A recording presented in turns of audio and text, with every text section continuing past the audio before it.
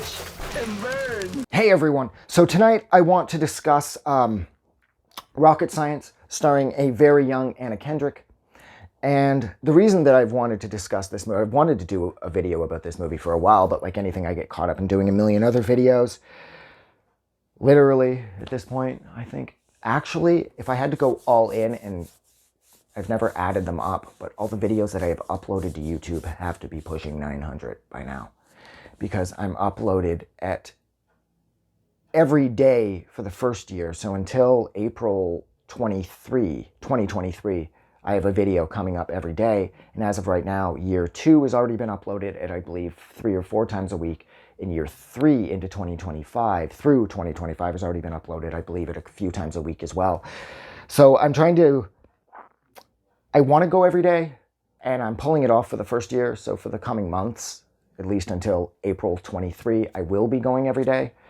And God knows I watch enough movies and listen to enough music that I could probably go every day for the rest of my life.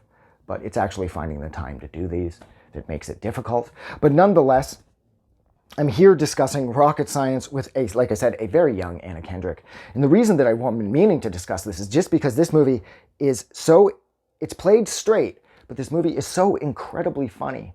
And the humor is intentional, of course. But this movie is about a young man by the name of Hal Hefner, which is in no small way is that a nod to Hugh Hefner. It just makes everything funnier because this kid couldn't be further from a playboy. And he has a stutter, and he just can't seem to get the words out.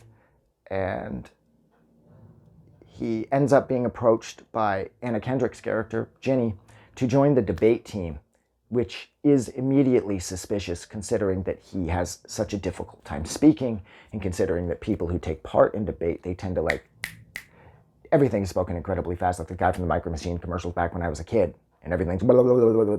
And here he is. The movie starts with him saying, "Pizza. I'll have the pizza. Pizza." And he says it, and he says it, and he says it. You're not exactly sure why. And then you find out when he's in the lunch line at the cafeteria at school, the chick behind the counter is like, "Pizza or fish?" And he starts the stutter. He's like, And when he's trying to say pizza, she finally just gets tired of waiting for him. She's like, "How about the fish?" And he goes, "That'll be fine."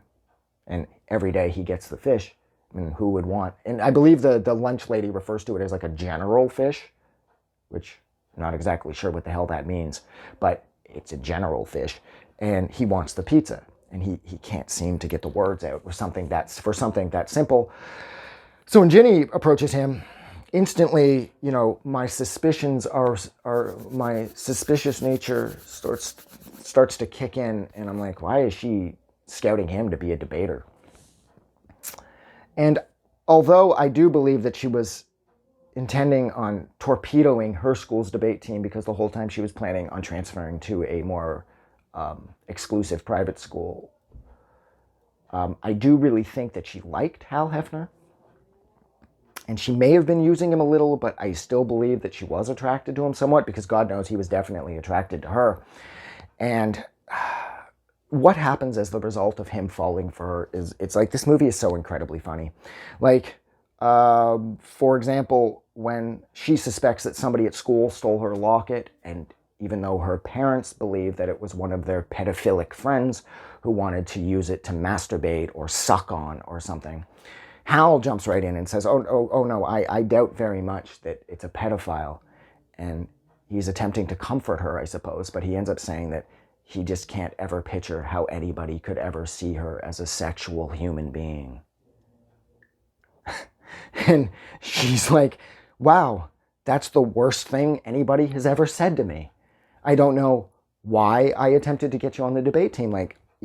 This is horrible. And she walks off in disgust. And there goes another failed attempt at Hal attempting to sort of help her and help himself get closer to her. Because it seems like he can't speak until he can, and whenever he can, he always seems to say the wrong thing. I also absolutely loved his brother Earl. His brother Earl keeps calling him by various girls' names, and he just kind of makes his life a little rougher. His brother, I wouldn't say is a bully by any stretch, but his brother's just such a genuinely weird dude. And he's bigger than Hal, that it's just sort of, everyone just sort of leaves him and lets him do what he wants. He's got this thing with always carrying around a toothbrush and always sort of like low-key brushing his teeth. And I just love the brother's attitude. Like when Hal was on the phone with Ginny and he's like, okay, Earl, you can hang up now. And Earl's like out on the other line, out in the other phone. He's like, oh yeah, sure. Because that's what I'm going to do. Because you're the boss of me now. And it's like, fuck. Because you're the boss of me. And it's just so good. It's just so honest. And it's so pure. And it's like, we've all been there. We've all liked that person. We didn't know which direction. We didn't know if we were coming or going when we were really young. We didn't know really what we were doing.